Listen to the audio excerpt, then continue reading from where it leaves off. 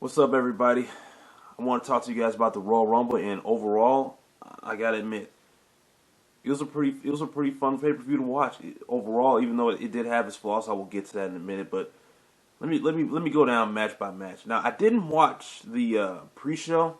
I mean, for most of the time of these pay-per-views, I don't watch the pre-show at all because I really don't care to watch it at all. But let's get into the first match of the pay-per-view: Reigns, Corbin, Falls Count Anywhere match. According to CBSSports.com, Reigns attacked Corbin from the bell but ate an early deep six, kicking out a near fall. The two quickly made their way outside the ring using the barricade and ring steps before entering the crowd itself and returning to ringside where both Corbin threw Reigns over the announce table and nearly pinned him again. Corbin then caught a flying Reigns attempting a Superman punch with a choke slam through the booth for a third close call, venturing deep into the crowd. Reigns hit Corbin with a Samoan drop through one international announce table and then repeated the move for a pair of 2.5 counts. Once they climbed into the elevated WWE production, Robert Roode and Dolph Ziggler attacked Reigns, but they were quickly intercepted by the Usos, with all four men eventually taken out after Jimmy Uso dived off the scaffolding. Now, overall, this was a very exciting match. You know, if when a Falls Count Anywhere match is done correctly, you can't go wrong with it at all. Now, CBS Sports, I believe they gave this. Yeah, they gave this a B. This is a pretty good spot on grade for this. I agree with this one. You know, I'm glad to see Roman Reigns come out on top. You know, because everybody's sick of King Corbin. He's garbage now, man. I mean, even as a heel, people aren't really booing him a whole lot, I guess, because he's just getting kind of stale. That's just my humble opinion on him. But you can let me know your opinion on King Corbin in the comments below. Now, Charlotte Flair wins the Women's Royal Rumble, and honestly, I was really looking forward to Shayna Baszler winning this one. I think I predicted in a earlier video that Shayna Baszler would have took this one, and her and Bianca Belair were the most dominant out of all the women in the match. Yet Charlotte Flair wins this one by tossing her Shayna Baszler out of the ring dead last, and I'm sitting here like, wow.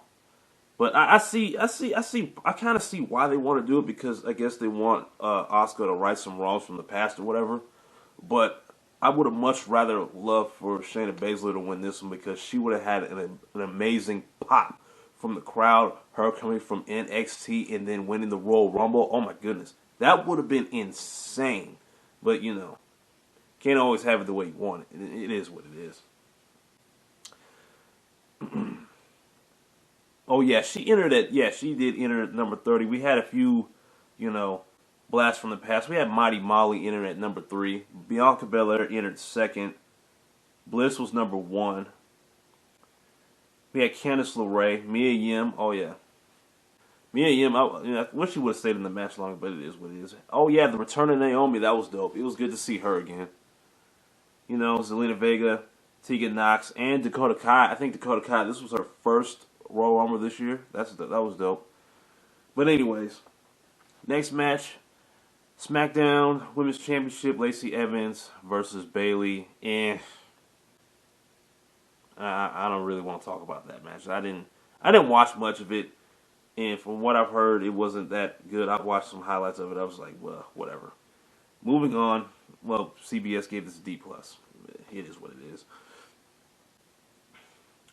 Universal Championship, The Fiend Bray Wyatt versus Daniel Bryan. Now, this was the match to watch.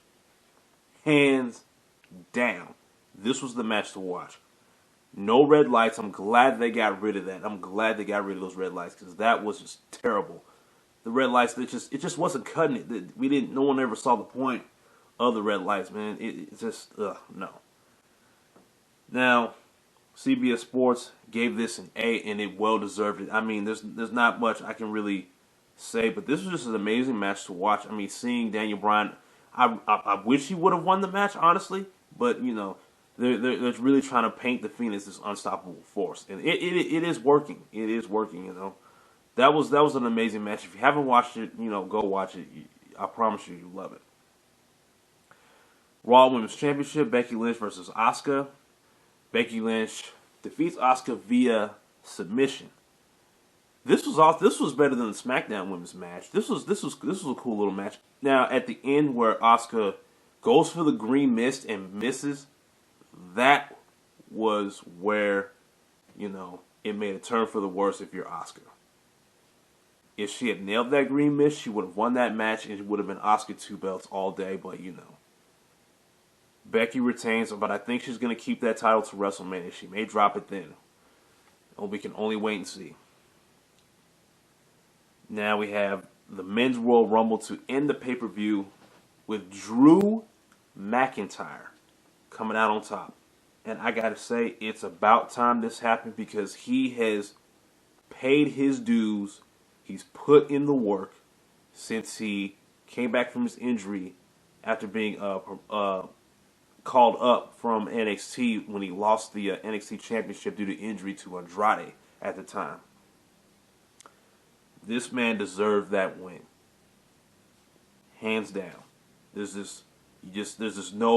can't argue that. You can't debunk. No, that man deserved to win that Royal Rumble. He deserves this push. It's about time he got this. It's not often that WWE gets it right, but they got it right this time, and that is amazing. And now the beginning of the Royal Rumble match, the Men's Royal Rumble match, I did not like it at all. Seeing Brock Lesnar just completely wipe out half the guys, it's like, ugh.